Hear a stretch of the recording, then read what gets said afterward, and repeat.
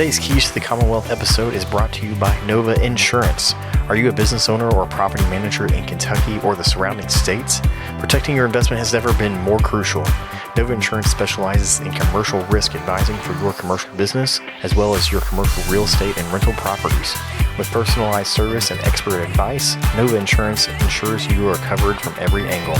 Call 859-687-2004 today or visit them at novainsuranceGroup.com. Nova Insurance, securing your future one policy at a time.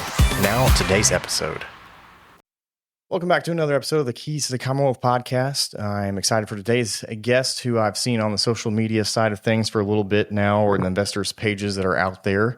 So I'll kind of let him do his introduction and find out more about his story and entrepreneurial journey with investing and the many aspects that he is involved with today. But without further ado, I'm going to welcome Shannon Denniston to the podcast.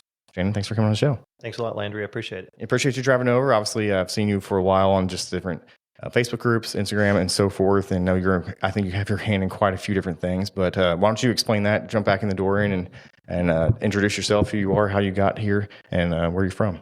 Sure. I'm Shannon Denniston. I live in Mount Sterling, Kentucky, and I grew up there. I'm a fourth generation of my family to live there. So small town, but I really, really love it there. And Kentucky has a great cost of living. Yeah. You know, I know you travel a lot too. So it's really hard to beat that. We've got a couple, at least two wonderful seasons, right? Our summers are great, and fall is incredible. I now have some short-term vacation rental properties in Red River Gorge, so I'm spending a lot more time over that way, mostly working on them, and going over. That's where it starts. You work on it a little bit, and then hopefully enjoy the fruits of your labor. STR, great concept. Not a business for me. Okay. So I'm trying to sell out of it. If anybody's interested, I have probably one of the top highest performing cabins over there. Gotcha. Such a unique property. It's doing really well, but it's just the back end of it. The busyness of it is what I didn't. Which I guess would explain why the full-time real estate investor tax label is only at 100 hours for STRs versus, was it like 400 or 500? I think. I'm not sure about that. There's something along those lines where it's basically like a fourth or fifth of the number of hours, I guess, from the perspective of, as you're saying, It's a whole lot more work. Yeah, obviously at the end of the day. Well, I mean, you can automate it with software and stuff. We can talk more about it in the podcast. But you want me to back up? Can you obviously from Mount Sterling, Little Rep Arena, I think is what they call that, right over there at the high school. I've been to the high school many times. Yeah, it's pretty fancy. Career. Yeah. With is the Indians, like Clark County, the Chiefs, or the Indians? Indians, that's right. Yeah. So great complex over there with the high school there, but familiar with Mount Sterling? Anybody that doesn't know, obviously that's just not too far away, just on the other side of Clark County, really. So it's not very far at all. That's right. We're around 8,000 or 9,000 population, about 30,000 in our county, maybe a tad below that. Yeah. So you hold some positions there, and then have jumped into real estate, and then kind of jump back into that portion of your, as far as just how you got into being I think a real estate entrepreneur, I would say at this point, with different hands in different places. Mm-hmm. Sure. So once again, thanks again a lot for inviting me on the podcast. Absolutely. It's an honor. And I started out, I knew at an early age I was an entrepreneur. I guess in the third grade was my first interaction with the government when Mrs. McGuire, my third grade teacher, shut down my candy business. But I used to bring a bag of candy to class, and I would sell fireballs, the little red things that burn your mouth up. I'd sell those to the other students for $0.25 a piece. And if we can harp on that just for a side tangent real quick, like what at third grade was already making you think that way? Because obviously I have young kids. Your kids are a bit older than mine, but like trying to get people to think more like that. I'm not sure. I mean, the only thing I can think of is maybe the environment I was in, because my father, he owned, I think, 20-some businesses growing up in my childhood that I was a part of, that I got to experience from my parents. So, and not all those were successes. I mean, he had a handful, small number of successes like any of us, but you have to try a lot of things, right? To find out what's going to work. And some of our greatest ideas might be our greatest failures in the end. And the ones that we didn't think were going to be so big end up being the big ones. So it's weird how it all pans out. And it's really weird how when one door closes, 10 more open. But that's the life of an entrepreneur, right? Yeah. So I guess just the environment I was in, that was what was natural to me was, how can I make money on my own without having to be a slave to someone else? So not saying that, there's not a place for employees, but I believe that we can, especially now more so than ever, use technology, specifically AI, to replace a lot of those, positions. So hopefully people can do more meaningful tasks, For sure. instead of just the mundane stuff that a lot of people, you hear people complain about. But back to third grade, funny story. I just want to start there because it's a good starting point. It kind of sets the stage for what we're going to discuss today. But in third grade, I used to sell the fireballs, and Mrs. McGuire came to me and she said, "Shannon," she said, you can't sell fireballs to the other children. Their mouths are burning." And she said, so I said, "Okay, Mrs. McGuire, I won't sell any more fireballs." So the next day I brought blow pops. And she said, "No, I guess I wasn't clear yesterday. You can't sell anything to the other students." And I said, "I can't sell anything to the other students?" I said, "But they want, you know, they want candy. They want what I'm bringing." And so it was just kind of a disconnect there. I think what government schools should do is embrace entrepreneurship, because that's what made our country the greatest country in the world. Right. And the American dream, part of that is having the freedom, to be able to live life on your own terms. Yeah. And it's very difficult to do that when you have a set 9 to 5. You only maybe get a week or two off a year. It's very difficult, to really live a fulfilled life, in my opinion. So entrepreneurship to me, it's very special. I beat the drum a whole lot. I get a lot of pushback. People say, well, not everybody can own their own business. And to that, I would say absolutely they can. Actually, just a few hundred years ago, our country is really, really an infant, in the scheme of things. That's true. It's very young. But a few hundred years ago, about 90+% of people were entrepreneurs and actually owned their own businesses, and we bartered and traded with one another. And a very small segment, were what you would call, employees. So fast forward today, you have a very small segment. It's flip-flopped, right? So you have a very small segment of business owners. I don't feel that business owners are being respected at the level that they used to. And I try to restore that respect. I mean, when I'm talking with other business owners, I'm very respectful. When I see someone that has something that I want, whether it's time freedom or material possession, maybe I like exotic sports cars and things of high quality. I saw you were into that. I'm into Ferraris. Okay. I don't own one yet. I came within $10,000 during COVID buying one. There we go. But I got cold feet because I didn't know that was a new experience, right? Sure. COVID, we didn't know what was going to happen, if the world was going to stop, or what was going to happen. So I pulled back. I messed up. I should have bought it. I could have made 6 figures on that car and driven it for free for 2 years and been paid 6 figures to do so. Yeah. Very interesting time. Hope it never happens again, right? But I am going to get the Ferrari first and then a black Lamborghini, but I want the red Ferrari and a black Lamborghini. And I have a story that goes with that too. Around the same time, I guess, that I had that first business in the 3rd grade, my mother gave me a book about exotic automobiles. And it was a large book. It was a hardbound book, hardcover. I still have it. It sits on our coffee table today. Picture type of thing. And it was just every page had a big color pictures, different automobiles. And I would sit there on the edge of my bed. I mean, I remember it like it was yesterday as a small kid, and flipping through this and just dreaming about what it would be like, to drive a car like that and maybe one day own a car like that. And then I had 2 sisters growing up, and they used to subscribe to Cosmopolitan magazine. And in the back of the magazine, there were these pictures of exotic islands, and they were pitching them as places you could vacation for your wedding, for your honeymoon. Mm-hmm. And so those pictures, I cut out some of those pictures, and it was, I guess you could say, my first goal board, because I would tape them on the wall next to my bed. And we had wood paneling.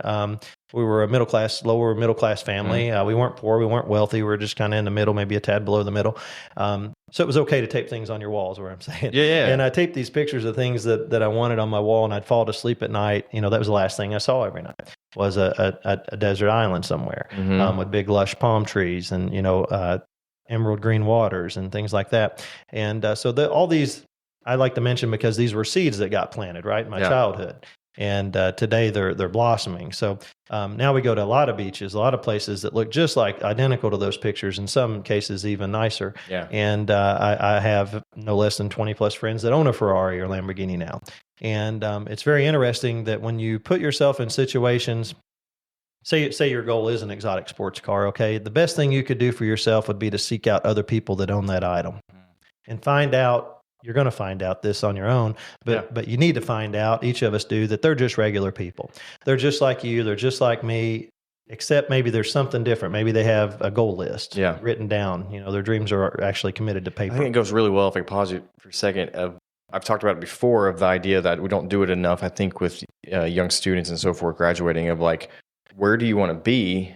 And work your way backwards and figuring out how people got there to where you're wanting to be. It's a lot of times it's so much like, well, you just go into college and you'll figure it out type of scenario. But if you really dig down, a lot of people probably already kind of know what they want out of life in that perspective. And but what they want to be, they really don't know. And there's a disconnect. And so I think, like you're saying, surrounding yourself with the people like that.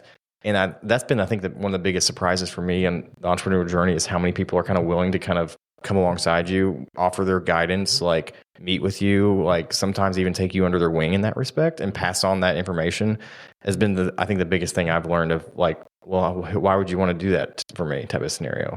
And I think I'm realizing now more and more as I'm starting to kind of slowly have small aspects of that I can give to others too, how, really there's no more really greater joy than just giving back to somebody like that from the experiences that we have. Back. Yeah.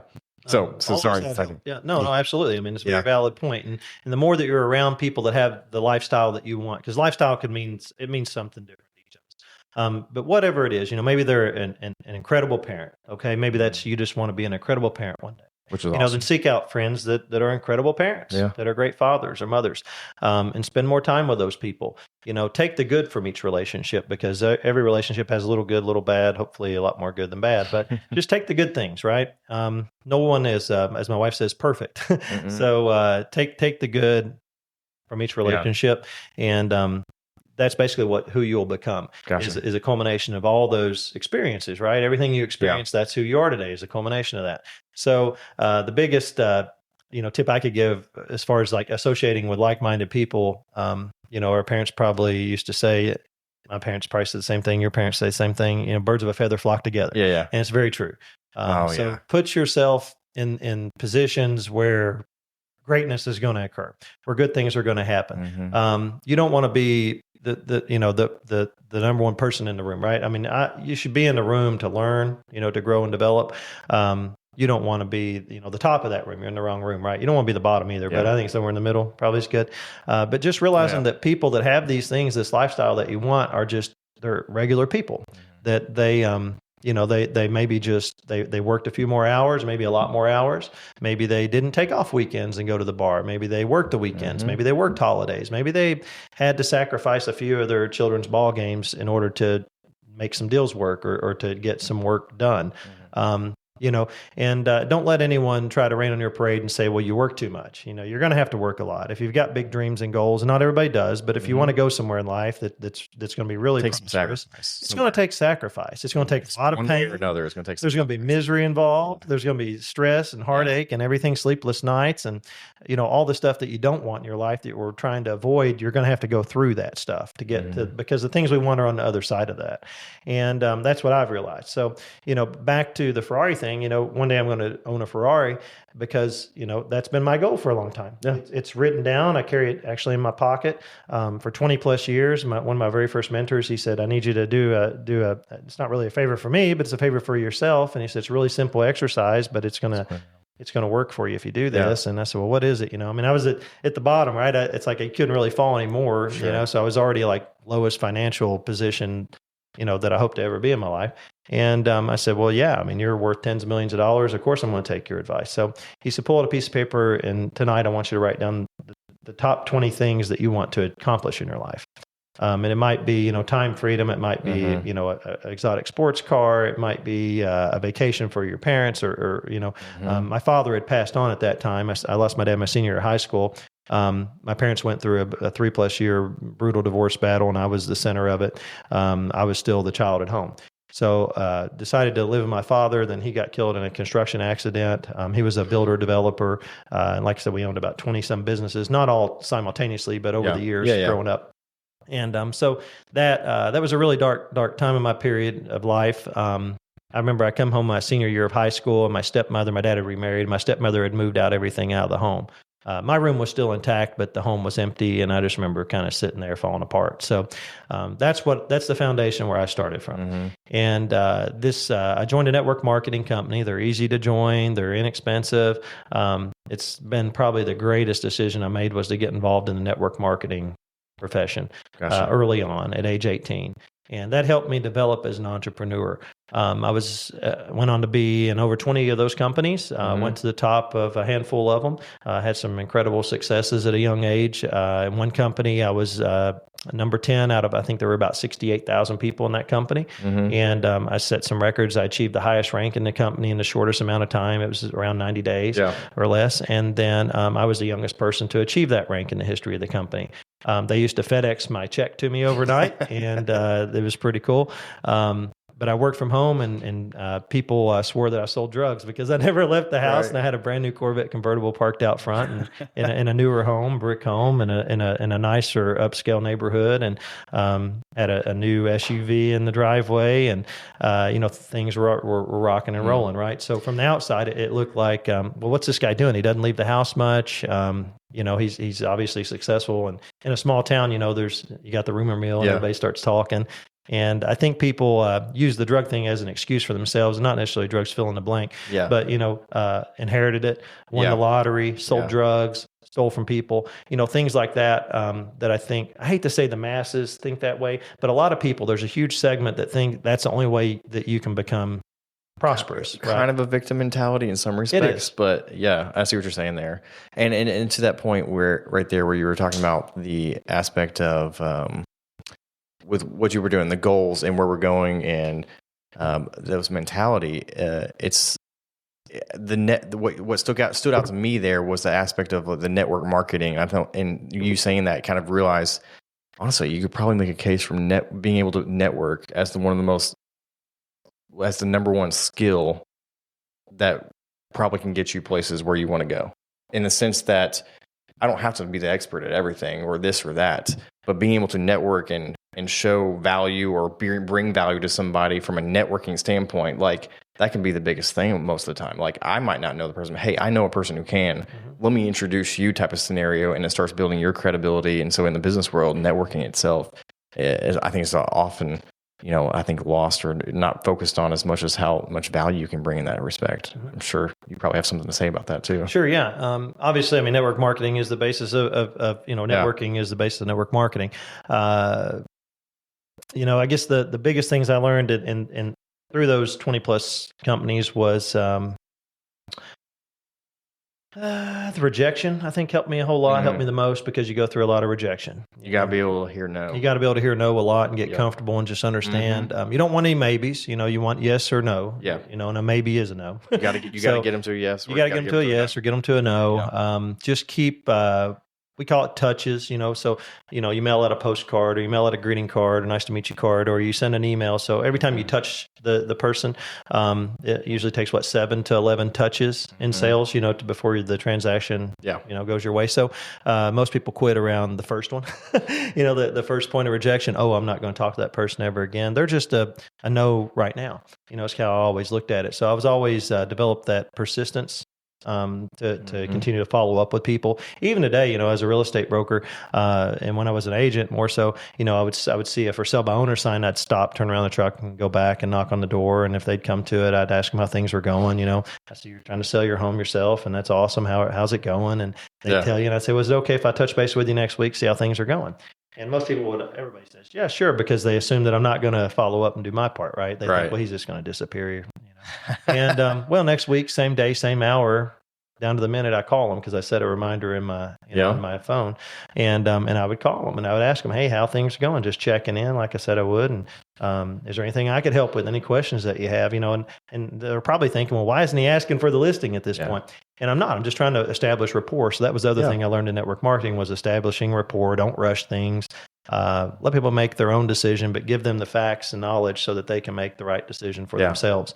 And network marketing isn't the right decision for everybody, But what I excelled at was recruitment, building teams of people, finding people that have what I call hidden talent. Maybe they don't see themselves, they don't see their talent, but I see their talent. And that's what the people I'd build relationships with and ultimately built large networks with. And then also the sales part. I made a lot of money in college. A lot of money to me was like then was what, $2,000 or $3,000 a month, I guess, back in the 90s. And it was we sold a weight loss supplement. It was the first company I was in.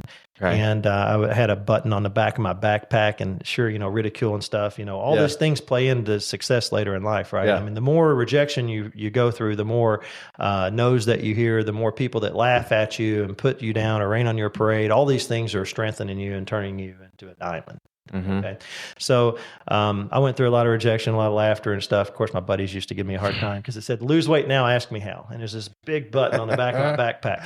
But I would make some days a few $100s selling this little bottle of pills out of my backpack while I was on campus going from class to class. And that was one of the things that I did while I was in college. Another thing I did was website development. So I built websites, and then I got into website system building. Okay. And then I got into a niche of building systems for network marketing companies, for their distributors.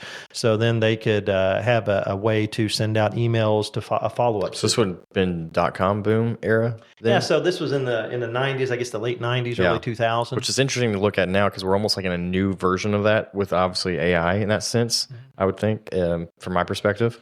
It's kind of an exciting time again. Yeah, exactly. Not to the same degree by any measure, but I mean, it feels like a new birth that's happening in the internet itself. So that's really cool. I haven't dug into it, just like cryptocurrency. I haven't really dug into it that much, but I still watch both of them. Yeah. And, but so I guess, network marketing, it taught me a lot of things, goal building, having a goal board. My children both had goal boards at young ages, and that they would get excited about. I mean, who doesn't get excited about going through magazines or looking at websites and printing off pictures of things that you want, or a picture of a lifestyle that you want? And it's just teaching, right? And it's teaching you that you have to work for stuff, and that when you achieve those goals, I don't really love unrealistic goals. Like, I mean, owning something one day, cool. Like owning an island for me, that's probably not an absolute. I mean, maybe a small one. It could be. It's like, but that's not actually my dream. Just so people don't think that necessarily. I love Kentucky actually, but anyway, but but you have to be able to eventually see successes of your goals along the way type of scenario. You can't just work, 50 years to never have hit a single goal type of, that'd be pretty hard, I think, as far as. So back to that list of 20 that my first mentor taught me to do. He said, make some of these goals like immediate goals that you can achieve in the next 6 months. Yeah. And make some of these goals that are going to take, decades to achieve towards the end of life. So he said, I want these goals to be a good mixture of all this. And then I want you to find the top 3 goals out of those 20 and write those on. I think he said 4 pieces of paper, tape one to the dashboard of the vehicle you drive most often, tape one above maybe where you wash your dishes. This is before dishwashers, or I didn't have a dishwasher. So above my sink, I had one taped, and then one on my bathroom mirror, one on my dresser mirror. So he said, wherever you spend a lot of time, that it's a good place to have those goals in front of you. And he said your top 3. So I did that, and sure enough, I achieved those top 3 goals. And then as I achieved them, I started replacing them on the paper. So I need to update the paper in my wallet today, but because I achieved some of those. But but it's neat because you see progress, right? Yeah. So very valid point that you mentioned. Yeah, have some near immediate goals that you're going to achieve, and I don't know what everybody has different goals, right? I think that. Today, maybe it's not so much about the money, but it's about experience. But what we have to realize is that it takes money to buy these experiences, right? So, and just so you see everything on Instagram and so forth, a lot of them are not really living a super financial savvy life, and are probably going into debt for a lot of that. So it can be a little bit deceiving, I know, watching things on Instagram, YouTube, etc. But within reason, do it responsibly, I guess is what I'm trying to say. It should excite you and inspire you. So whenever I see use it for good for that. Absolutely. And, a lot of people, I'll use Elon Musk as an example. A lot of people are bad mouthing the guy, but he's like number 1 in the richest world. I don't know. Is he number 1? Top 5 or something? Yeah. World's richest people. So, he's way up here, right? And people, if you look at like articles, I don't know in your newsfeed, but I get some articles because I'm an Elon fan. Didn't used to be as much as I am now because of what he's doing for free speech. Right. I like where his politics are headed.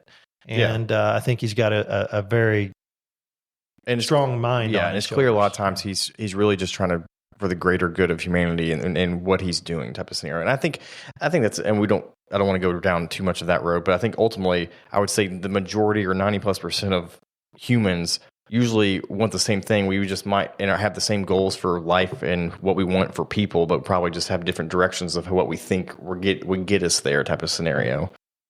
I feel like he's trying to preserve mankind. Is what I feel like. So I feel like he's really trying to make a difference. He already has, right? Oh yeah. But I got an email yesterday. It said United Airlines are going to be offering complimentary Starlink. I saw that on their planes.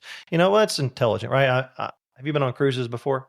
Yeah. No, actually. Okay. Well, when you go on a cruise, Hopefully the internet is better now, I guess. Yeah. At least it was on the last few I've been on. But sure in the beginning, when we've been on 20 some cruises now, and that was like one of my goals was to go on a cruise, right? So pretty neat. But the internet used to be really, really slow, really expensive, only worked sometimes on some days.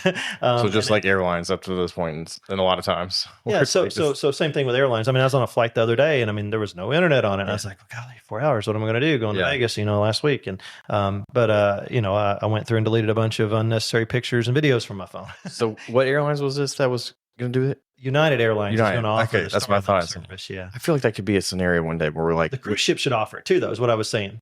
But it should all be... I feel like one day it'll all be complimentary on these airlines and so forth. Yeah, I would think hopefully one day we're not sitting there having to pay $20 or $10 for a flight, isn't it, for internet? Yeah. Because, the margins are so... tangent, right? Like... Yeah. And I know a little bit about that. I've done a lot of things. I started in ISP. So let me back up. Okay. Yeah. So we did the network marketing thing, all right? Yeah. And I built this, started building websites for small businesses. Mm-hmm. And then I built a website system. We sold 28,000 paid accounts on from $19.95 to $49.95 a month. And did really good, multiple six figures, about $500,000 that year. I was, I guess I was still in college or finishing up college because college sent someone to my house to interview me to see what I was doing because they wanted to know what I was doing, to see if there's something they should be teaching, like about website development and network marketing. Actually it was, I guess they interviewed me around the time I was having some success in network marketing, and they were looking at it as a cottage industry. Okay. And they were, I think Harvard would taught classes around that time about network marketing, pretty prestigious university, right? Harvard. And Morehead State University was wanting to, I think, kind of follow their lead maybe and teach some curriculum about network marketing. So they had interviewed me on that front, and we stayed in touch and everything, and end up ultimately graduating from college. I'm not a fan of college. I do not recommend college. I want to be very clear about that because people put it back on me when I talk.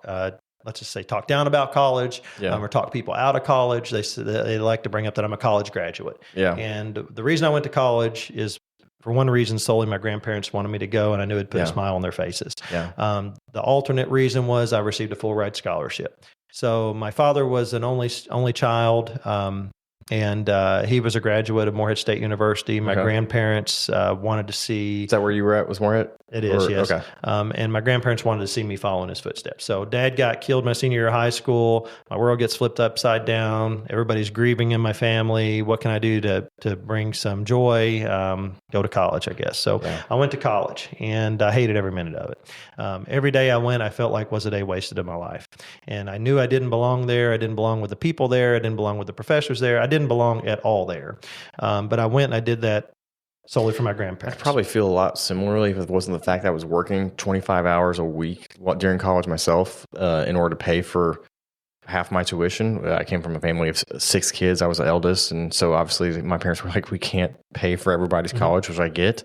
But it taught me, I'm very, very grateful that I worked my way through college because of the skill sets I had at the end. I think prepared way more than if I had just hit pause for 4 years or whatnot, which again, if sometimes certain medical field, other things, obviously I get some of that respect. But I mean, having the skill sets out of it, I think was a much more of a better asset than just a piece of paper alone by any stretch of the imagination there in that respect. And again, it made me appreciate because I worked my way for that degree at the end of the day. It wasn't just handy. It helped your discipline?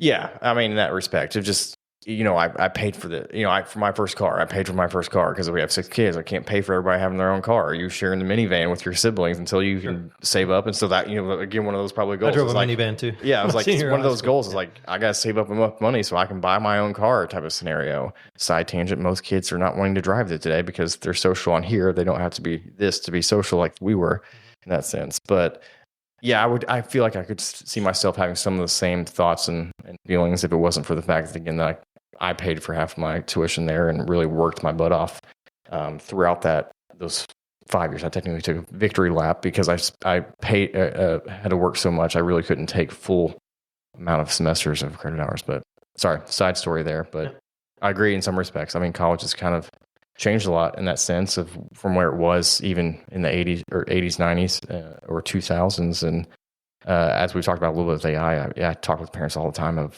I don't really know if that's going to be really as big of a need. And to the entrepreneurship, I wanted to marry that point of aspect, like back in 100 years ago, when so many more people were just entrepreneurs, that I think we are going to start heading more back into that standpoint, and where it's more viable with the tools, the AI, internet, and things, to be a self-entrepreneur, to make a viable living in different forms or fashions, and not always have to rely on what we think the system is telling us we have to, type of scenario. I hope the tide's turning. I hope we return to entrepreneurship, because that's what made us strong as a nation. I believe that is the American dream is still deeply rooted in entrepreneurship. It's incredibly difficult to get ahead when, let me use an example, like being an agent, in real estate. Yeah. When I was an agent, I had to split with my broker. And then there was a monthly fee that went to the franchise corporation. And then there was these other fees to be a part of the club. And a club, albeit I'm still in, I'm trying to get out of, but the the National Association of Realtors, right? I mean, we are forced into it to use our local MLS, and I disagree with that. So I believe one day, actually there already is a nationwide MLS we're looking at strongly about moving over to. And I just don't like things that are being forced on people. If it's forced, it's probably probably shit, right? Yeah. So it's just things that you have to force. It's probably not a good idea. And I haven't been a fan of having to force bad ideas on people, so I like to see people voluntarily, want to do things. Those generally are the better ideas in life, I found out. So I try to shy away from things when people say, well, you have to do it this way. You have to do this, or we've always done it this way. And it's like, well, that has zero relevance because you've always done it the wrong way. It's like, it just means you've done it the wrong way for a long time is all it means. Or there's a better way that or it could have been the right way, but maybe it's not the right way necessarily anymore. Today, things have obviously changed. Yeah, we have to adapt, right, and evolve. So back to college, when I was in college, my goal was to get through college as quickly as possible, to get out into the real world, which I was already operating and building these websites, and built that system, had a lot of success. University interviewed me. I received some type of state award for Small Business of the Year, some Entrepreneur of the Year, I think it was, or something. I don't know. It was something the state interviewed me to, and I have some award that they gave me, and I framed it, and it's somewhere in my attic. But it was pretty neat. So like I was in college, and I was like, wow, other people are starting to kind of recognize me for some of these little mini successes. They're not really big successes or what I would call a success, but it is moving the needle, right? Yeah. And in comparison to maybe working a 9-to-5 job or after hours after class, it is radically different what I was doing then. So I couldn't wait to get out of college so I could work more hours, right? I still work 100+ hour work weeks, which just blows some people's minds. How do you work that much? And do you have family time and personal time? Yes, I have all that. And I was a stay-at-home dad, for both my children. That was a big thing that I wanted to achieve. One of my goals, I wanted us to be home and raise our children. Looking back, if we had more children, I would homeschool them. But it's I currently do. Awesome. Awesome. Like a hybrid scenario. I hope that the school choice amendment too, I hope it passes this November, because it hopefully will allow vouchers to be created. Thing? It's a state thing, yes, for Kentucky. So school choice amendment 2 this November. I'm going to be voting yes on it, and because it's going to allow parents to decide where the funding for your child is allocated. I guess their argument is that it's going to pull money away from government schools. My argument is it's going to create more schools, and then this beautiful thing called competition is going to help increase the quality of education, right, and decrease the cost of education. At least in theory, right? Yeah. But I believe we can look at some neighboring states to kind of see how it's working for them, and it's working really good. So I know we kind of touched on a lot of stuff here, but back to college, I was so excited to graduate college, and I met my wife at a friend's birthday party at a bar. She went to Eastern Kentucky University, and I went to Morehead State University. And one night we met at this birthday party, and I've been together ever since. I think 26 years. We've been married. I think she said 23 years. Okay. So we have 2 children, 2 daughters, 17, Lauren, and Madison is 20 now. Madison is in her senior year of college, and Lauren is in her senior year of high school. She plays soccer, and Madison is into sorority there. Yeah. And is doing a lot of things with social media and stuff there. Our youngest daughter, Lauren, I believe she's going to take me up on my offer. Yeah, you were telling me about this. Yeah, we talked about before. trying to bribe her. I guess you could call it a bribe not to go to college. And it's an offer. It's like what would be offered to me, at her age? Like what could be like the ultimate offer from my parents? And I feel like most parents are pushing their children to go to college. Like you have to go, you have no option, yes or no. And we're the parents. It's like we're trying to tell them the good things about college. If you want to be a lawyer, a doctor, a veterinarian, something that the government requires a license in, you have to go to college. You have to have the education. You have to go. Right? That's what you're dead set on being. The reality is, we go through 11 jobs or career paths in our lifetime on average. 11. Is that the average? Yeah, it's 11. I feel like it's skyrocketing. Paths or it's jobs, but it's 11. Okay, I feel like it's a whole lot higher than it was just 20 years ago. You think it's higher now, maybe? Yeah. I'm saying, like, there were so many that you just worked probably that career for. Because we have to do multiple things now to survive. But, so it's, it's probably more than that. But so I guess if we do 11 different things throughout our adulthood, then would it be safe to assume that, we're graduating high school, whatever we think we're going to do then, we might not end up doing that. So we try to lay it all out on the table. Here's the pros, here's the cons. And I believe Lauren is going to take me up on my offer. I offered her 2 years unlimited travel anywhere in the world for her. If she wants to bring a friend or someone with her, we'll have to split the cost or something. But I told her she can go anywhere in the world, 2 years, unlimited travel. She does not go to college. And that was an offer that, golly, if I'd been offered that, that would have been incredible. Looking back now, at the time, I probably wouldn't have realized how valuable of an offer that would have been. But fast forward to today, where we've traveled around the world, that's done a whole lot for my mindset, for me as a person, and for just the respect of what our nation offers. When you step outside our country, you realize how good we have it here and how everybody, for the most part, takes things for granted. So we started taking our children along with us on these cruises and different trips in the world, and they got to see it firsthand, and they still have some memories of it. That I think it does something to you from making yourself so inward, or being so inward focused necessarily. And when you just see other cultures, other countries, etc., it just gives you a greater appreciation for stuff. It just changes your worldview as far as like the world as a whole, and so then maybe it doesn't revolve around yourself as much, type of deal that can sometimes be dangerous, obviously, and that's in some ways. But no, the more I've traveled around the world and appreciative of some opportunities when I was younger as well, that I think really helped shape me into a lot of just, again, gratitude, appreciation, what we have.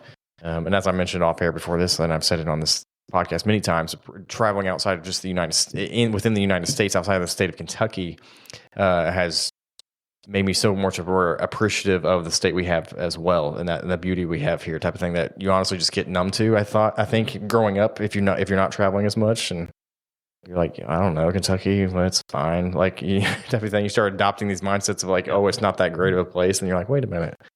This is a pretty awesome place. There's a lot of people that haven't been to Kentucky yet. Yeah. Just like there's a lot of people that haven't seen an ocean yet. That's still mind-boggling. There's a lot of people that haven't stepped foot in an ocean yet. Yeah. It's crazy, isn't it? Yeah. One of the questions I was going to ask, though, before I forget on this, is obviously the Ferrari dream and so forth like that. Are you an F1 fan then? No, I'm not. Okay. I was going to guess no in that sense, but that's now what's kind of pulled me, or maybe probably a lot more younger 20-year-olds. I'm not in my 20s by any means. I'm almost 40 here. But I feel like that in some ways it's kind of drawn some attention back into that world, since of some of these car manufacturers and so forth like that. So just a side tangent there. But yes, I'm a big F1 fan because of the Netflix series. For anybody, I don't think I've ever said that on the show.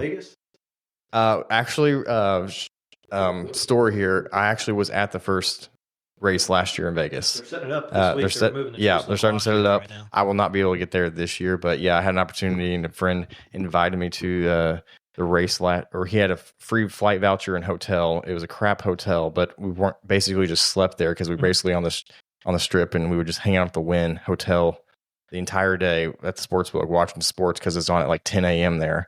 And then we would go to the races, and it was awesome. It was a really unique experience that I'm really appreciative of. For sure. So I was out, and coincidentally, I was out in Vegas when they were, I guess, doing some promos or something. They had the cars, and they drove them through the hotels, and they were doing burnouts in the street and things like that. And there was a massive crowd of people there. And we weren't out there for that event. It just so happened it was going on. And the cars are really big. They're really long. Like they don't look that big on television. But I didn't realize that was the thing the takeaway for me was how long these cars are. They've gotten a whole lot bigger, I think, over the last many, many years, but they're going to shrink them down a little bit. They've decided they're a little bit too big. Are they going to be electric someday? Maybe. There's some aspects of that. Yeah. I don't know enough about the details to know. They're already partially electric and some boost power aspects and so forth. But they also have all the fuel that they need for the whole race in the car. They don't allow refueling kind of scenario. So they're like how they start. I don't know if you ever watched a race. Yeah, just bits and pieces. I haven't sat there and really got into it. Netflix series is a great series because you really get to learn the drivers and realize there's only like 10 teams and so 2 cars, 2 drivers for each team, and they're traveling all over the world, obviously. And then I think the most fascinating part is qualifying is honestly almost as exciting as the race, in the sense that I don't really know how NASCAR qualifying is. I think you just set lap times of sorts, but within F1, you have 3 rounds of qualifying. First round, everyone's out there setting their best lap until the timer hits 0. Top 15 move on to qualifying 2. Bottom 5 cars are locked into starting positions 20 through 16. Move on to qualifying 2, same thing. Bottom 5 are now locked into 15 through 11. Then there's a Q3, and the top 10 move on to the final one to set the final lap at times to see who's going to start the race first.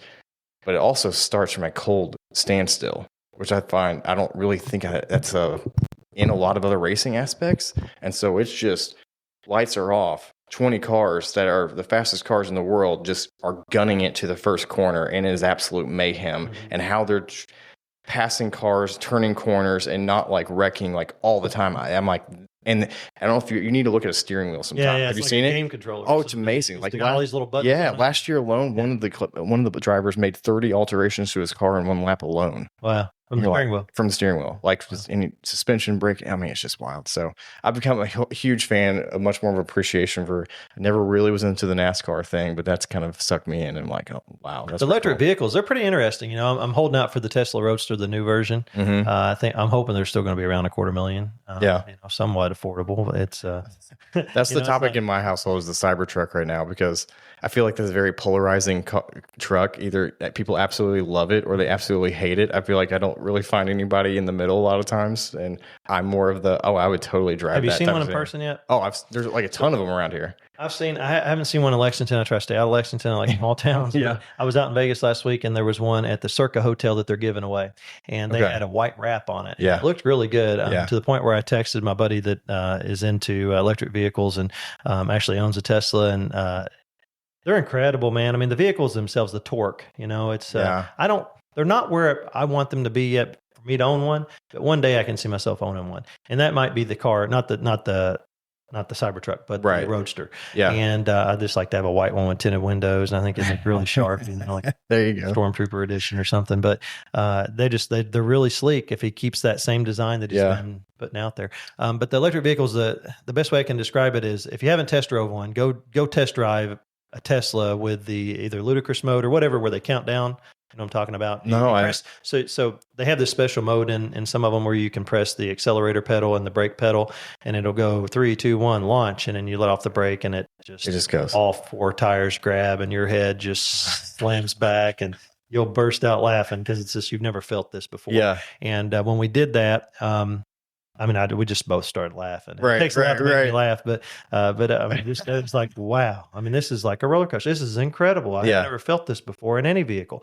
And to sum it up, it's like going from that vehicle back to your internal combustion engine vehicle is like getting out of that vehicle going into a horse and buggy.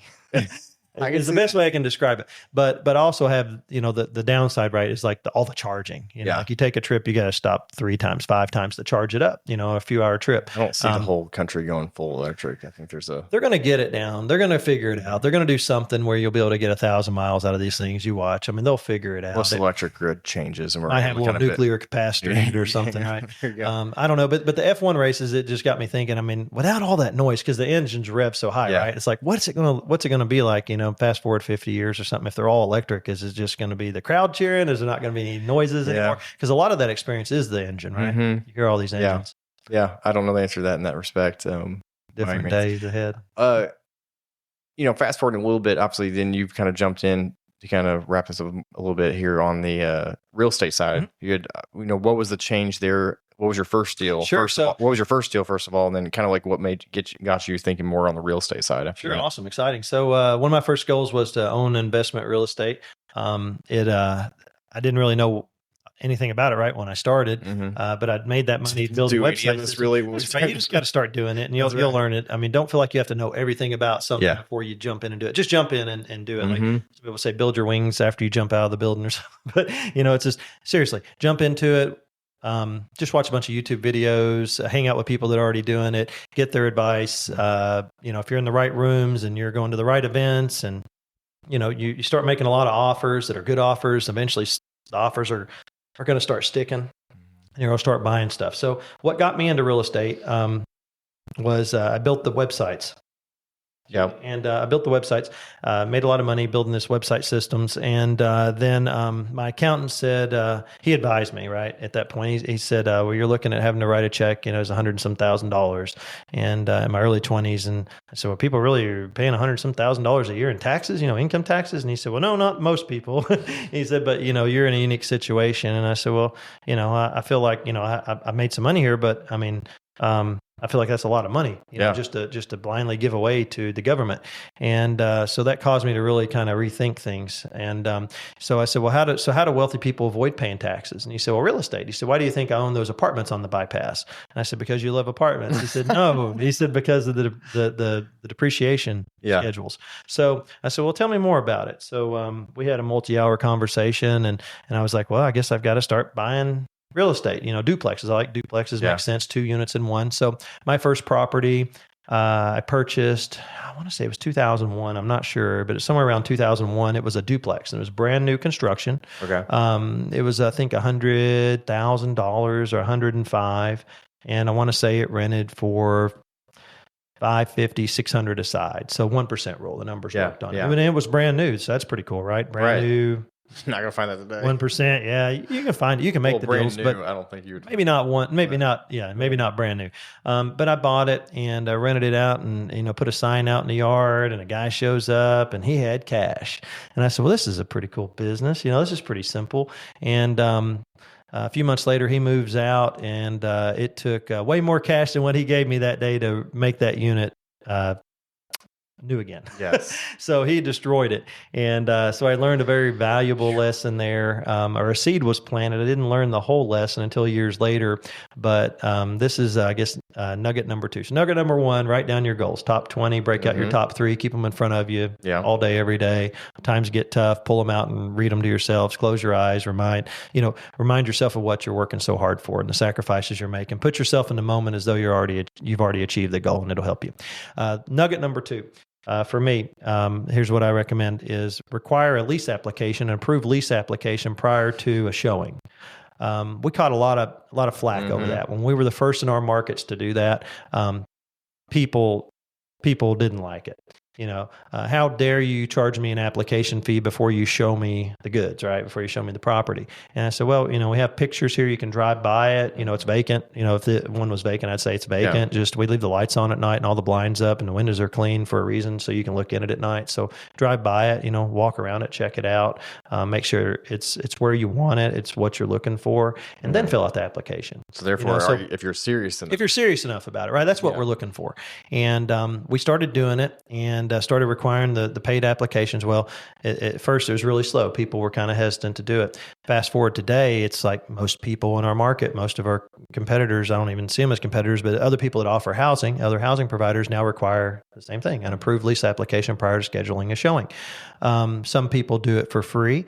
There is a cost associated in most cases, so we just whatever the cost is, pass it along. They pay it to the third party. We don't even middleman it. So that's between there's some with like Zillows or others like that where they pay a fee to have a certain number of them, I believe. Can't they do that, I believe? To apply for multiple properties, maybe? Or well, like they pay a fee and they're able to kind of do it through one of the systems, like, whether it's Zillow or something like that, like so many applications. Zillow offers something like that. We don't like the Zillow application. It's not thorough enough. So I think ours is like $39.95 per person. Okay. And we ask them, if there's 2 people that's going to be on the lease, the one that might be a little suspect, if one of you kind of feels like, well, my credit might not be on par with your standards or something like that, or, a crime in the past or something like that, then have that person fill out the application first and just fill that one out. And if they pass, the other one's probably going to be good. Okay. Excuse me. So, The application, we went from when we required an approved lease application to schedule a showing, we went from an average of 12 showings to secure a tenant to 3 showings. And I think we're now every other showing results in a signed lease application. So about 50-50 shot. You know, when we show a property to someone, there's a 50% chance my wife's going to sign a lease with them that day. Yeah. And we got there because we had to change things, right? We had to step outside what was normal in our market. And what was normal at the time was you just, show everybody that wants to see the property, and hopefully one of them likes it. And then you fill out the application and find out that that person isn't qualified to rent it, and then you start the whole process over again. It's very frustrating. I don't understand why people would ever do it that way. After doing it this way. You go to buy a house, really, you kind of need to show a pre-approval letter to entertain the offer type of scenario. And that's the same way I counsel my clients. Yeah, we need a pre-approval letter or proof of funds. If you have it together, you have the money together already. We need to see proof of that because we're going to submit it with your offer to let them know how serious we are. And let's bump up that earnest money to 1% too while we're at it, and show some seriousness. I think it's laughable when people make a $250 or $500 earnest money on a, $100,000+ $6-figure purchase. Why are you going to put down $250? And then you talk to the other agent. Well, that's all they have. Were you sure they should be buying a house? I mean, what are they going to do? You're going to see them out on the street next week if their water heater goes out. Are you sure you want to sell them a house? And they're like, well, yeah, I'm in that business. And see, I'm just totally different. It's like if I'm talking to you and you say, well, this is all I have, and I say, you need to rent a house. You need to rent your housing right now. Yeah. You don't, and that's the advice I give my oldest daughter right now is rent. I would rent right now. I don't think you'll ever be able to, housing is very expensive. I don't think you'll ever be able to rent this cheap ever again. And there is a time, I believe, to rent, and there is a time to buy. And ultimately, you do want to buy, you do want to own things, but there's also something to be said for renting. My mother rents; she'll rent the remainder of her life. Yeah. She loves renting because it's low responsibility. If something breaks, she makes a phone call. It doesn't have to worry about the grass getting cut or the landscaping being maintained or anything like that, or sealing the driveway or anything at all, really. So there's a lot to be said for that. I mean, I think some of us maybe would like to get rid of some of the responsibilities we've stacked upon ourselves at some point in life. So, if you ever took away the depreciation aspect from a government standpoint, I guess I'm realizing there might be a lot of apartments that are suddenly for sale, and like who's going to buy them though at that point type of thing. So like a lot of people buy them for the depreciation, right? Schedule. So like I'm thinking through that. If they ever try to get rid of that aspect, which I don't think they would, I think they'd have a whole nother hell of a problem. Well, the thing we're seeing today, is a lot of housing providers are selling their properties because you can't make the 1% rule. Right. When the interest rates, so we were getting interest at 4% money. Now it's 9.25% or 9%. I think it's dropped a little bit now, maybe 8 or something. But for 5-year money, we're talking 5-year money. 5 years, your rate is fixed, and it's going to change after the 5th year, and nobody knows what it's going to go to. Right? Yeah. That's a pretty risky deal. Yeah. But that's how each of us real estate investor people operate. Right? You go out and you borrow hundreds of thousands or millions of dollars, and it's on a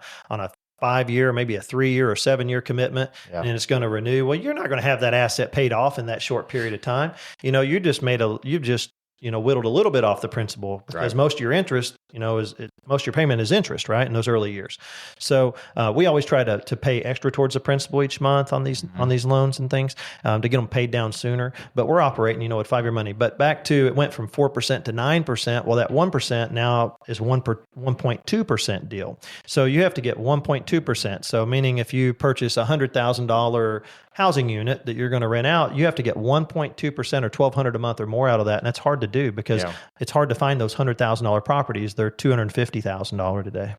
And back in expanding upon the NOI aspect of those things there, as we kind of talked about prior in my field with insurance, obviously the insurance has always been something you didn't really think about. It was always kind of there, and the cost never changed drastically. But this year, for those who haven't received renewals yet or so forth, you're seeing 20 to 30% easy on, and there's a whole slew of stuff to talk about on why. And I'll have another podcast I can link to some clips, I'm sure. So follow me on the social medias to kind of see more of the reasons why. But or call me to kind of look at your portfolio in that sense as well. But yeah, sure, you could offer some tips to people too. How to get those down with higher deductibles, savings, and things. How you can do different deductible stuff. We talked a little bit about that off air, and so sometimes better self-insure or bundling policies and properties and stuff like that in different ways, rather than necessarily always having on an individual policy. So shoe doesn't fit everybody the same way in that sense. So, but yeah, anyway, side tangents there, but. So got the duplex, and then from there, really, because you've developed some stuff too along the way, I think. Now, absolutely, right? yeah. So we'll get into that. I bought my first real estate investment property was a duplex. It was a new construction duplex, the 1% rule. It did work. I think we cleared, $100 a door a month or something. Excuse me. It wasn't, a get rich quick thing by any measure. Real estate people think it is, and it's like, it's not.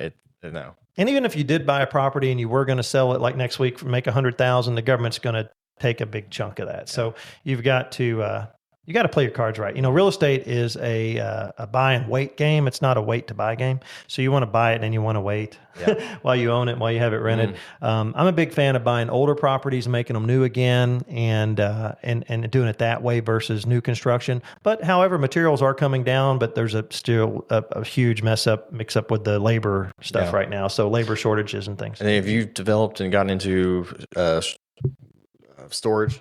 Yeah. So that came later. We're actually just into that, but so we did the duplexes, and we called the company Denniston Duplexes, and we started buying duplexes. And after we owned several duplexes, then I started buying these little houses, and I call them, some of them were bulldozer grade, meaning they probably should have been pushed down. The amount of money I put into them was far greater than what I paid for them.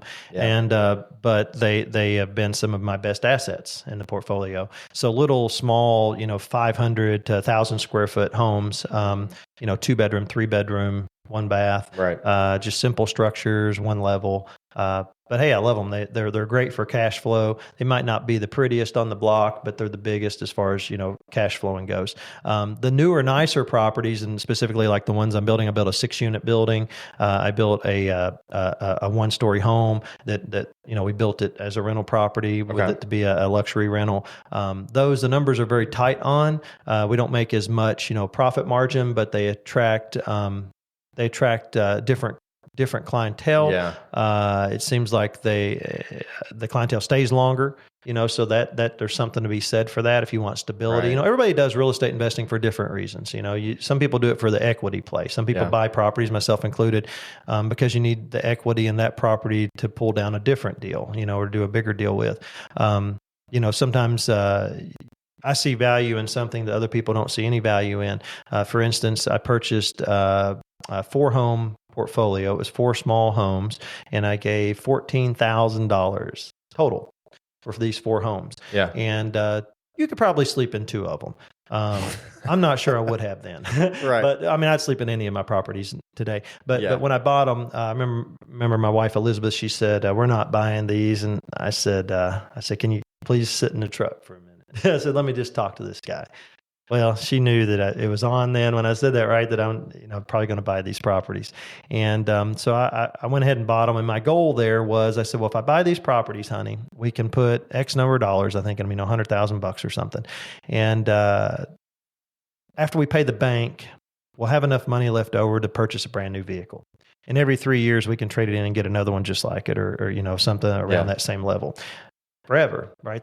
These properties will afford us a brand new vehicle, a high-end, $100,000 Cadillac Escalade, which I bought 3 of them using this strategy now. 3 brand new Cadillac Escalades using this strategy from this package of 4 houses. And, it worked out, So I think that scored some major points with my wife, in our relationship as an investor, who was just still kind of getting my feet wet at that point. I mean, we owned several duplexes, but we just weren't making any real money from it. It was just, we were banking all this equity, people paying down our mortgage. And, when I first got into it, that's what I was told the game was about, literally like you buy a property, you secure it with tenants, and, they pay your mortgage, and eventually you have this property paid for. It's like, well, we also need something else in there called profit. At the end of the day, there's a lot of work and sacrifice and stress that goes into real estate investing, right? Ask anybody that owns, 20, 30 properties or more. There's you need to make some money, because it really is work. And I haven't found anything truly passive in real estate. There's a lot of guys that say, well, it's a passive investment. Show me one. I haven't seen it. So there's work involved. But those, we just started to get into development. You mentioned storage. We're building our first self-storage facility right now in Mount Sterling. It's on a 1-acre site. It's a little over 100 units. It's probably 80% done at this point. Yes. 3 of the 4 buildings are up. We've still got to lay blacktop and put some electrical conduits and data conduits in the ground and things like that. And then our gates and, our gate and our fencing and all that. But the buildings are there, 3 of them, and they turned out they're the best buildings in town as far as storage goes. I mean, they have standing seam metal roofs, lime green doors, black and charcoal gray. They're beautiful, and they're very well built. Everything is galvanized steel. There's no red iron. There's no wood in them. These are top of the line, standing seam metal roofs. You don't have thousands of penetrations and potential leak points above your prized possessions. So that's our selling point. I want to be associated with quality.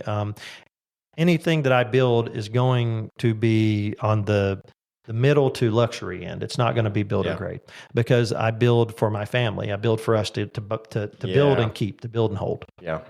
Long play. I always say I'll do the long play every day. We have some other developments planned too. We've actually we closed recently on a property where we're going to do a second storage facility, and we have 30 some properties. Probably we have enough land bought and paid for now to build over 500 units of housing in Mount Sterling. Really? And we've been trying to build one of them through COVID. We went to over 30 planning and zoning meetings, and the government just really made it extremely difficult on us and others trying to build housing.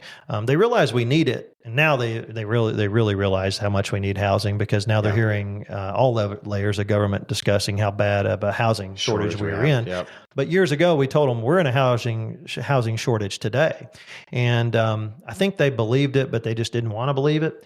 But it's really bad. And now the prices aren't high because of the shortage. Prices are high because of inflation, because of what government did to our currency by devaluing every dollar, by printing trillions of new dollars. Yeah. So I want to be very clear about that. There are no greedy housing providers out there. A lot of us are catching some flack right now. The rents are going up. Same reason housing prices have doubled and tripled is because the dollars are worth less. So it takes more dollars to acquire real estate. Mm-hmm.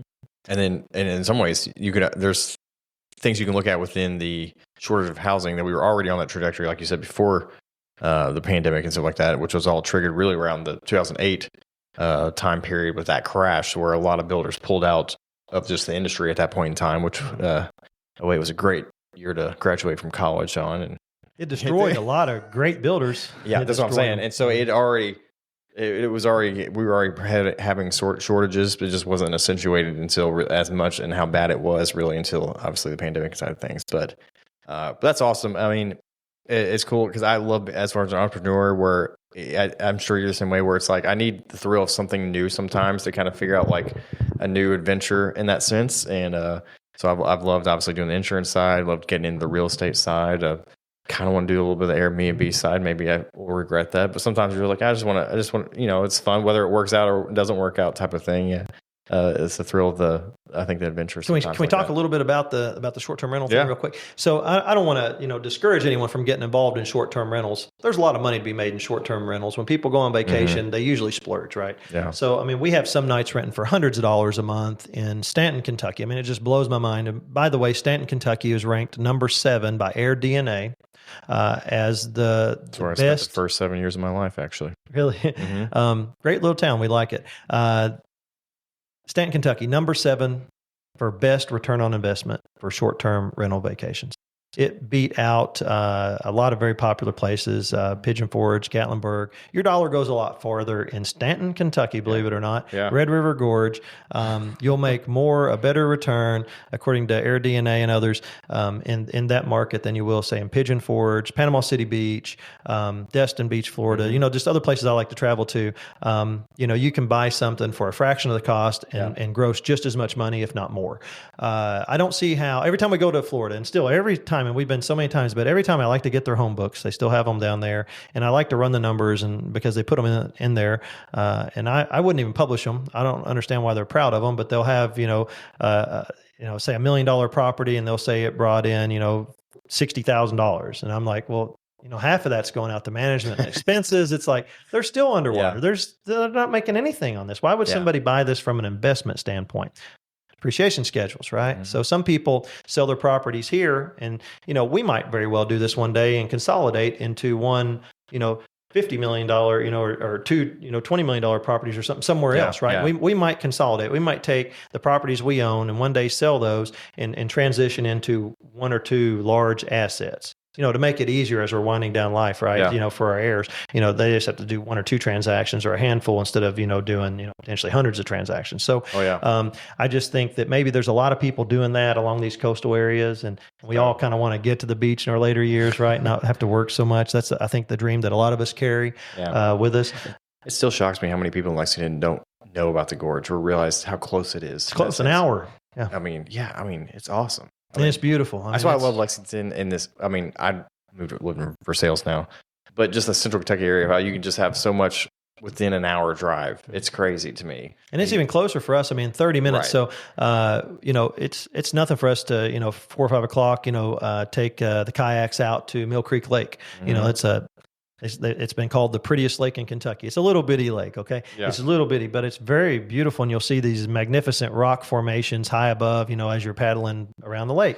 And so we like to go there, low cost, no cost, right? I mean, there's no fee. I mean, you just if you have a kayak, we have a little $100 inflatable boat that we both hop in, and I pump it up with a cigarette lighter blower when we get there. And but we'll go out and we'll spend a couple hours, and then go to dinner afterwards. There's a lot of very good restaurants now in the gorge. Oh yeah, La Cabana Mexican restaurant is one of our favorites. Mm-hmm. Of course, Miguel's Pizza. Yeah, you have Red Point Barbecue. That's that the one recently. I just went to earlier this year. Didn't know about it or that it existed. Amazing atmosphere there, out in the middle of nowhere. Floored. And then there was like this helicopter pad where people are like flying their helicopters in. I'm like, I don't know where you're coming from, but like, I'm like, that was a pretty nice place. And the portions of that. Side story, I ordered the ribs, and they brought them to my plate, and I was like, it was a full. I was like, that's a half rack, and they're like, oh no, we only do full racks. So I'm like, oh, that price was for a full rack? Like, holy crap! Yeah. So it's great. I love it. I love going down there. I love seeing the fact that. Have you been to Toad's Barn and Grill yet? Toads, Toads. Toad's Barn and Grill. They recently opened Barn and Grill. Okay, like, it's the bar. It's got an N on it. And the reason it has an N on the end, it's a seasonal place, so you want to get there before fall's up.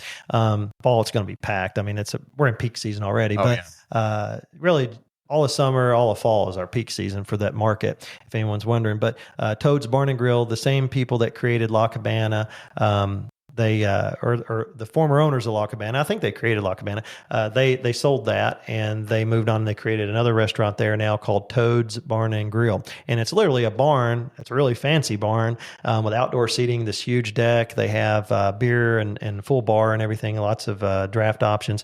And then they have our favorite are the smash burgers. And then they have mac and cheese bites that are really good. But they have, I believe, wings, and they have flatbread pizzas and different things they've added. But check that out, Toad's Barn and Grill. I just want to give them a shout out. Great people, great owners. The development there, and I mean, back to the seasonal aspect, it used to be that every restaurant was closed, during the Christmas in winter season. And now everything just stays open. They're starting to stay open, type of thing, more or less. Not all of them stay open, but yeah, they're starting to stay open. Another, if you're like me and you stay up late and you're a late riser, you're probably a big fan of brunch like myself. There's a place there, Daniel Boone Coffee Shop, and they serve all day brunch. So that's pretty cool. They have a limited menu, but their breakfast menu, it's a little bit larger, and it's really good. Yeah. So that's kind of now that my kids are a little bit older, I want to go down there a bit more now that I think they can. I'm not trying to take a stroller or something like that these days. And Natural Bridge, I mean, that's a great family hike. But there's a bunch of other hikes that are, equally or even better impressive than that one. I took my mother up on the chairlift. There's a chairlift there, the Skylift, and you can go up on it and hike down, or you could hike up and you could take the chairlift down. Right. But I took my mother on it. We went up and we came down, and she really enjoyed it. I'll probably take her again this fall. And it's, so it's fun for all ages there. I guess the number one attraction is the underground cave kayaking. So they have this big cave, and you can do stand-up paddleboarding, or you can do kayaking in it. I think they even have those see-through kayaks that are like illuminated and stuff. And then the zip lining, they have zip lining over at Cliffview. There's a very high-end putt-putt golf course that just went in off the Slade exit on the right. Oh, really? There's another barbecue restaurant there that is really good. There's a whole lot of things happening there. If you put like a Country Boy Brewing or something like that down there, I'm like, we have a moonshine distillery that just opened there. Beside La Cabana, they just opened. I've always said, no one wants it to be Gatlinburg or Asheville. Asheville, yeah. But it could really be at least much bigger than it is now. Obviously, I think it's a hidden gem, and obviously you're starting to see definitely seeing signs of that. So it's exciting. If you haven't been there, get out to the Red River Gorge area of Kentucky because it is beautiful. Highly recommend it. And the locals, they're not as big of fans maybe as us investors. Because there a lot of them, are being displaced. It's very hard to find rental housing there now because it's become, short-term vacation rental housing.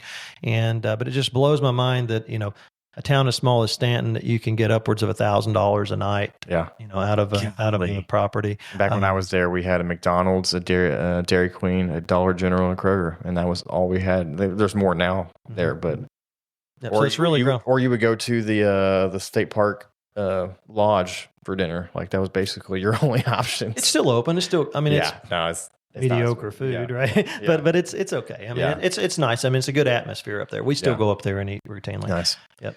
Like I said, I appreciate you taking the trip over and hearing your story. It's been great to get to know you more, and I appreciate your time. And is it anybody wants to reach out, or is there any social medias aspect you want to plug here at at all? Sure. I'm on Facebook under Shannon Denniston. You can go to shannondenniston.com. It has a T at the end, Denniston.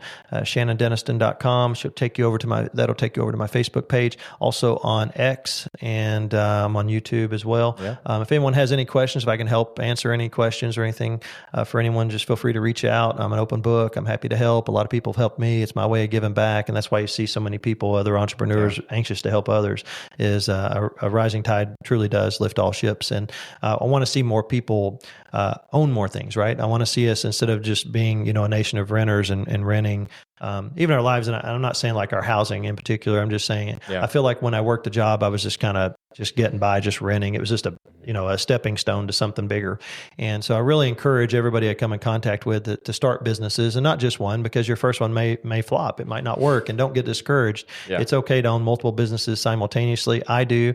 I still get a second wind of whenever I start something new, I get excited, like the storage units. I mean, it was like real estate 2.0 for me when I got into that, and I started going to these conventions and meeting other storage owners and operators, and I got real excited. And, I started, a common theme was all of them kept saying the same thing. They said, Shannon, you'll sell all of your houses once you get into this. And so my wife's really excited about that one. We hope it works. We didn't do a feasibility study. We just jumped all in on it. And then something else we did, and it wasn't a flop. I got my money back, but I started an ISP. So after I built those websites, there was I built an internet service provider, and we did it wireless. Okay. This was kind of like fiber was starting to come on, but it wasn't as popular as it is today. But I grew up out in the country, and we had dial-up internet, and I wanted to provide a solution for people in rural neighborhoods and rural areas, specifically to be able to tap into high-speed internet. So I met a guy through network marketing, and he introduced me to somebody, one door, leads somewhere else, right? Networking. And through this network, met a gentleman who took me under his wing and showed me all the equipment and how I could set it up in my hometown. So I set it up, and of course everybody said, well, you won't be able to compete with the big telecom companies. And I said, well, we'll see about that. I think I can do a better job than them. And so I built, and that's how a lot of my businesses started. Probably every one of them was with that idea is, I think I can do a better job than how it's being done currently. And so that was one of those things. But did that for a couple of years. I had a partner in it. I asked the guy who was like a brother I never had. It was my dad's right-hand man. And, it was like having my dad with me a lot of times. Me and this gentleman, we spend a lot of time together putting up tower sites and hooking up customers. And the day came, though, where I said, our friendship is more important than, the business. How about we sell the business? I mean, we were breaking even. We got to the point of break even, but it was growing so rapidly, and it was consuming so much of our time that it was time for us to move on and pass the torch. And we passed it to a wonderful couple that I recruited from South Florida. They came up. They had a similar business down there. They fell in love with the network I'd built, and they decided to purchase our company and basically cashed us out. So we got our money back. We didn't make a profit on that. When it's said and done, I guess I lost 2 years of time, but I met a lot of incredible people, made a handful of amazing friendships from that venture, and it led me to new places. So just because something doesn't work out, just understand it's the process. And then when people say, well, you're not perfect, because when you start striving for success and you start working really hard, long hours, intense times, you'll get a lot of pushback from people who aren't on the same journey as you. And when they start saying, well, you're not perfect, or you're not going to be successful, or you're not going to be wealthy, or there's no way you can compete in that space. Just ignore all that chitter chatter. Yeah. Understand that's them talking to themselves. It's not them talking to you really. And then if there's someone, a family member or friend that's really close to you, it's potential that they're saying that to protect you as a protection mechanism because they don't want to see you fail. Yeah. People are a lot like crabs in a bucket. I don't know if you've been to the beach with your children yet and picked up crabs and put them in the bucket. But when one crab goes to escape the bucket, all the other crabs latch onto it and pull it back down into the bucket. And people are the same exact way. Once one of us starts to crawl out of the bucket, all the others try to latch onto us and pull us back down into the bucket. Some of them are trying to protect us. Others don't want to see people be successful because then it kind of they think somehow it makes them look bad. And it doesn't. Maybe they just haven't had the right idea yet or been around the right person yet. To ignite it. Yeah. So stay close to the fire being the people that have it going on. Be around people that are positive influences in your life. Take the good from every relationship. Screen your applicants before you show them the goods, and make sure that they are qualified before you waste a minute of your time, because once you spend that minute, it's gone forever, unlike dollars that come back. There you go. I think we'll leave it at that. Appreciate your drive, and we will see everybody back in a couple of weeks for another episode of the Keys to Commonwealth podcast. Appreciate it. Thanks, Shannon. Is that good? We jumped around a bunch, but I think we feel nuggets. To learn more about this podcast, visit our page at keystothecommonwealth.com. To connect with Landry regarding insuring your investment portfolio, email Landry at novaInsuranceGroup.com or call 859-687-2004.